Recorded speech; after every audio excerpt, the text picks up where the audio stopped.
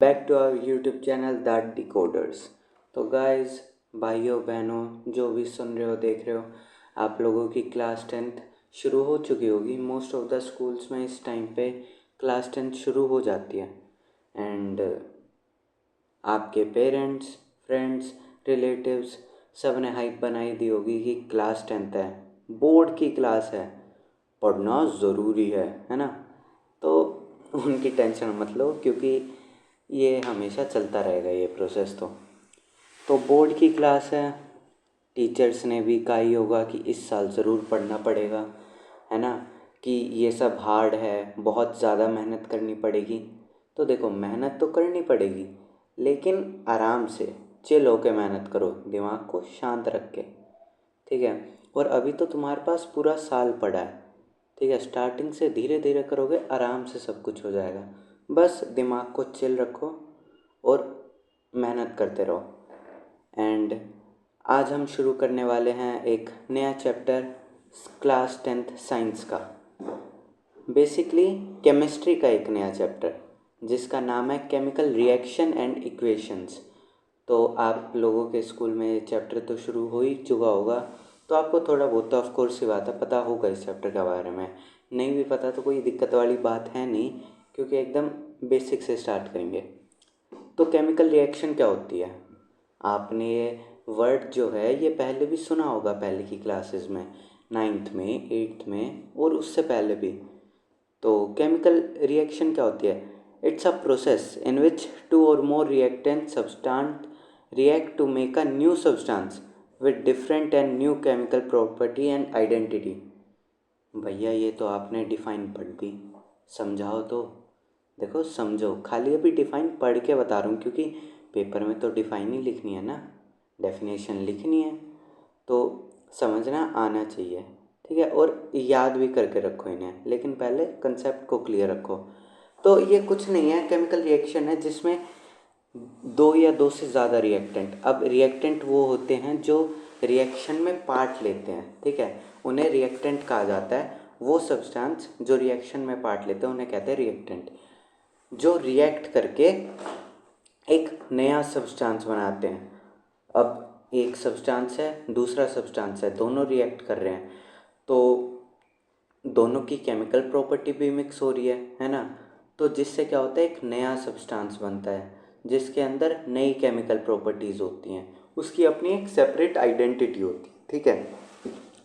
तो अब ये ऐसे तो है नहीं मिक्स हो जा रहे कि तुम अब कटोरी में हाइड्रोजन ऑक्सीजन लेके बैठे हो कि भैया ये तो पानी बन ही नहीं रहा है, ऐसे नहीं होता है, ठीक है। अपनी अपनी कंडीशंस, हर एक रिएक्शन के लिए अपनी अपनी एक कंडीशन होती है, ठीक है। एंड जब ये रिएक्ट हो रहे हैं तो इसमें क्या होता है, दोनों जो रिएक्टेंट्स हैं ना, उनके बीच, उनके अंदर एटम तो होते ही हैं, साफ सी बात है। एक सब्सटेंस है, उसके अंदर वो एटम से ही तो बना है ना, प्रोटॉन, न्यूट्रॉन एंड इलेक्ट्रॉन, इन तीन चीज़ों से एटम बना है और एटम से सब्सटेंस बना है। तो रिएक्शन के दौरान क्या होता है, ये जो एटम्स है ना इन सब्सटेंस के, इनके बीच के बॉन्ड ब्रेक होते हैं, ठीक है, और नए बॉन्ड बनते हैं जिसकी वजह से वो एक नया सब्सटेंस बनता है।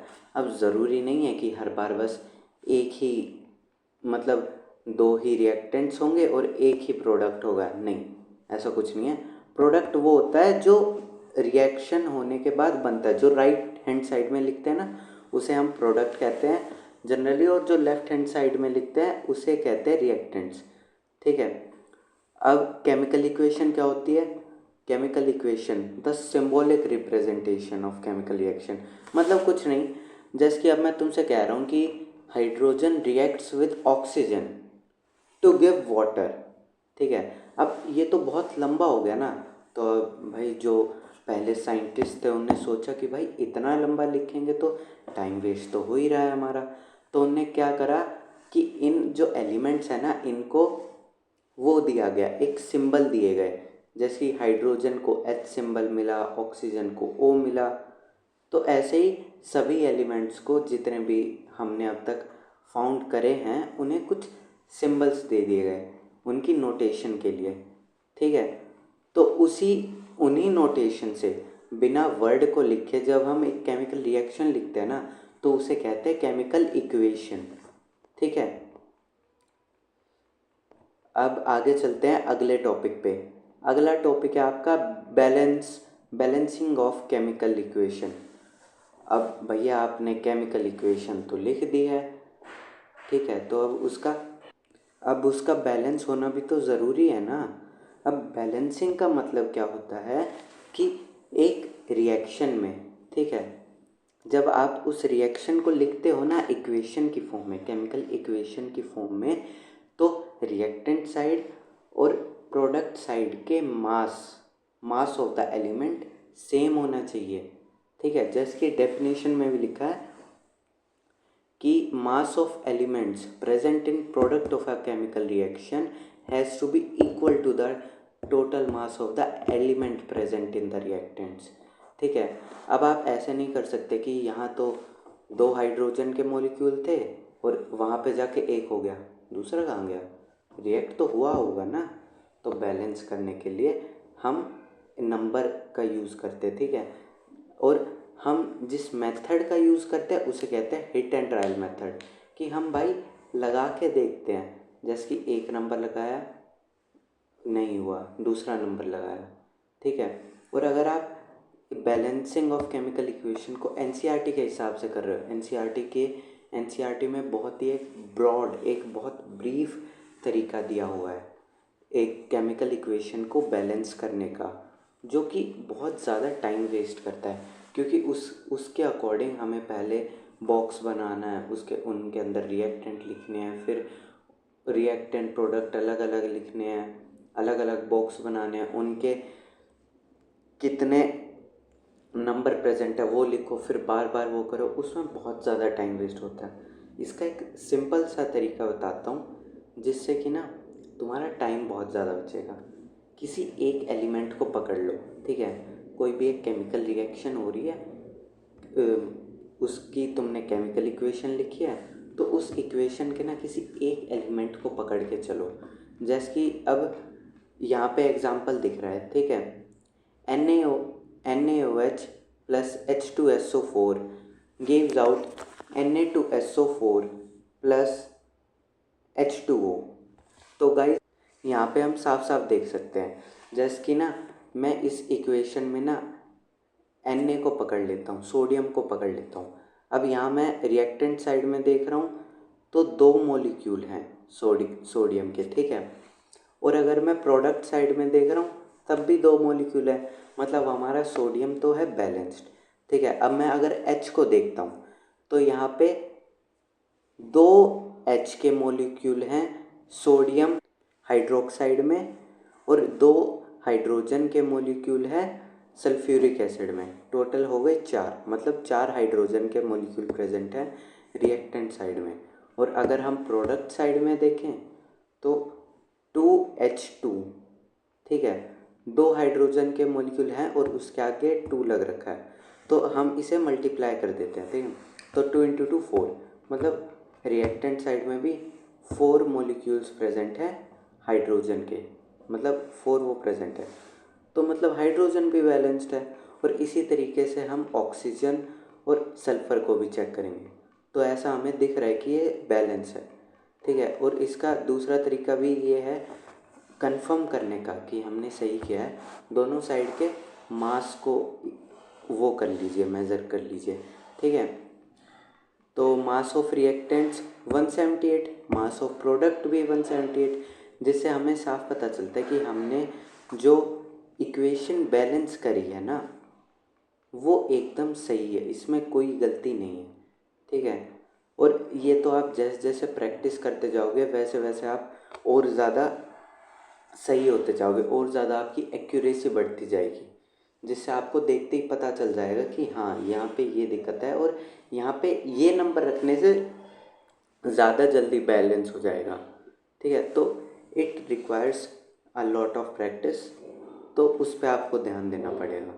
अब चलते हैं आप हमारे नेक्स्ट टॉपिक पे, कैरेक्टरिस्टिक्स ऑफ केमिकल रिएक्शन। अब कैरेक्टरिस्टिक्स ऑफ केमिकल रिएक्शन से हमारा क्या तात्पर्य है? कैरेक्टरिस्टिक्स का मतलब है कि ऐसा क्या कैरेक्टरिस्टिक्स, ऐसी क्या खूबी है इनकी केमिकल रिएक्शंस की, जिससे हमें पता चल रहा है कि ये केमिकल रिएक्शन ही है। ठीक है, कि अगर एक केमिकल रिएक्शन हो रही है तो मैं कैसे बताऊं, कैसे कंफर्म करूं कि ये, हाँ I am sure about that कि ये केमिकल रिएक्शन ही है। तो इनके कुछ ट्रेट्स हैं, जिनमें से पहला ट्रेट है चेंज इन कलर, कि मतलब अगर एक केमिकल रिएक्शन हो रही है, ठीक है, तो उसमें क्या देखा जाता है कई बार कि कंपाउंड्स के ना कलर चेंज हो जाता है। वो कलर चेंज क्यों हो रहा है? क्योंकि पहले कुछ और कंपाउंड था, रिएक्शन होने के बाद कुछ और कंपाउंड बना है, तो इस वजह से उसका कलर चेंज हो जाता है। जैसे कि हम यहाँ पहले एग्जांपल में देख रहे हैं कि Fe मतलब आयरन, आयरन प्लस CuSO4 मतलब copper sulphate, iron plus copper sulphate gives out ferrous sulphate plus copper. ठीक है, अब इसमें यहाँ पे दिख रहा है कि कॉपर सल्फेट जो है वो ब्लू कलर का है। ठीक है, और बाद में इक्वेशन में दिख रहा है कि फेरस सल्फेट बना है जो कि है ब्लू ग्रीन कलर का, और बचता क्या है? Cu। अब जैसे कि यहाँ पे एग्जाम्पल में देखो, नीचे जो इमेज वाले एग्जाम्पल है उनमें देखो, हमारे पास एक बीकर है और उसके अंदर कॉपर सल्फेट का सोल्यूशन है जो कि ब्लू कलर का दिख रहा है आपको। ठीक है, उसके अंदर हमने एक आयरन की नील डाल दी। ठीक है, आयरन की एक कील डाल दी। अब थोड़ी देर बाद हम क्या देखेंगे कि रिएक्शन हो जाता है और क्या बन जाता है? फेरस सल्फेट, जो कि होता है ब्लू ग्रीन कलर का, जैसे कि आप इस दूसरी इमेज में देख सकते हैं। ठीक है, और कॉपर लेफ्ट आउट हो जाता है। अब दूसरा करेक्टरिस्टिक क्या है? Change in state. Change in state जैसे कि हमने पढ़ा है, 3 मेजर स्टेट ऑफ मैटर है, सॉलिड, लिक्विड, गैस। ठीक है, तो अब चेंज इन स्टेट का मतलब है कि भाई रिएक्शन से पहले कुछ और स्टेट थी, रिएक्शन होने के बाद कुछ और स्टेट है। जैसे कि इसका सबसे प्राइम एग्जांपल हमें देखने को मिलता है H2 प्लस O2, मतलब hydrogen plus oxygen gives out water, gas plus gas gives out liquid. It means यहाँ केमिकल रिएक्शन हो रही है क्योंकि चेंज इन स्टेट हमें देखने को मिल रहा है। ठीक है, अब तीसरे ट्रेट पे आते हैं, चेंज इन टेम्परेचर।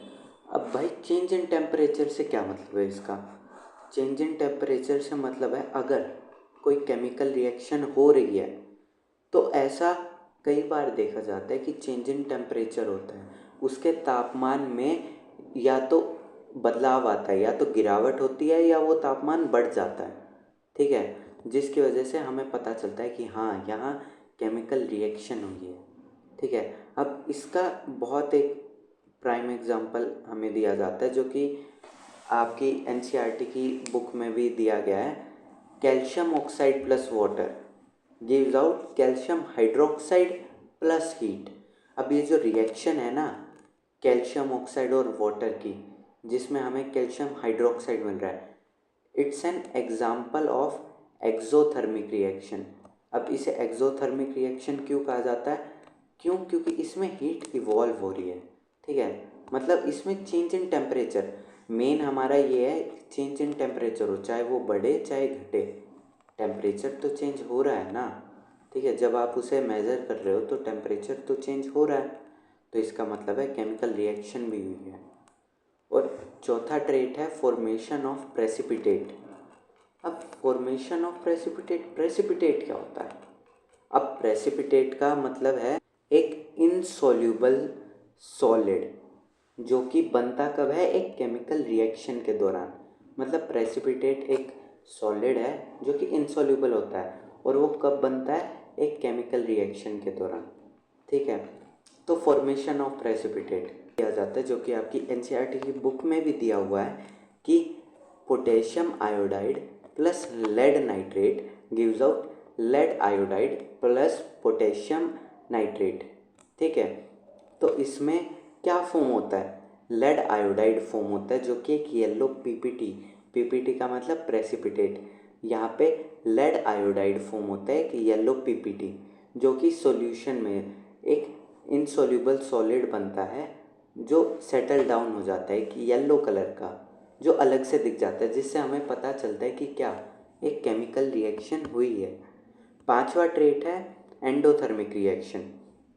अब एंडोथर्मिक रिएक्शन क्या होती है? एंडोथर्मिक रिएक्शन का साफ सीधा मतलब है वो रिएक्शन जिनको कैरी आउट होने के लिए एनर्जी की ज़रूरत होती है, एनर्जी उन्हें लेनी पड़ती है बाहर की सराउंडिंग से, या तो हम उन्हें प्रोवाइड करवाते हैं या वो खुद लेते हैं, जिसकी वजह से वो रिएक्शन पॉसिबल हो पाती है। अगर वो एनर्जी उन्हें नहीं मिलती तो वो रिएक्शन भी नहीं होती, जिसकी वजह से इनका नाम होता है एंडोथर्मिक। मतलब ये एनर्जी रिसीव कर रहे हैं, गेन कर रहे हैं। ठीक है, इसका एक एग्जांपल है calcium carbonate on supplying heat gives out calcium oxide plus carbon dioxide. ठीक है, एंड अगला एग्जांपल है इसका एक्सोथर्मिक रिएक्शन। एक्सोथर्मिक इसका अपोजिट होता है, जहाँ पे एंडोथर्मिक रिएक्शंस को एनर्जी चाहिए होती थी, एक्सोथर्मिक रिएक्शंस एनर्जी एमिट करते हैं ड्यूरिंग रिएक्शन। ठीक है, एंड इसका एक बहुत कॉमन एग्जांपल है CaO प्लस H2O, मतलब calcium oxide plus water gives out calcium hydroxide plus heat. बहुत ज़्यादा अमाउंट में हीट एमिट करती है इस रिएक्शन के दौरान, जिससे हमें पता चलता है कि यहाँ पे केमिकल रिएक्शन हुई है।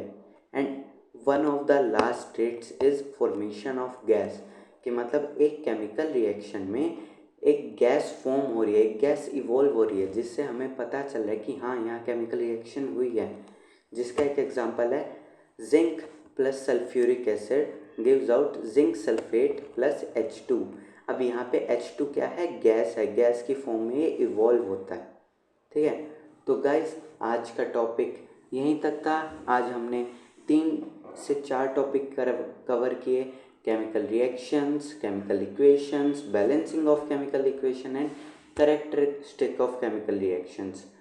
तो गाइस आज यहीं तक, अगली वीडियो आपको बहुत जल्द आ जाएगी।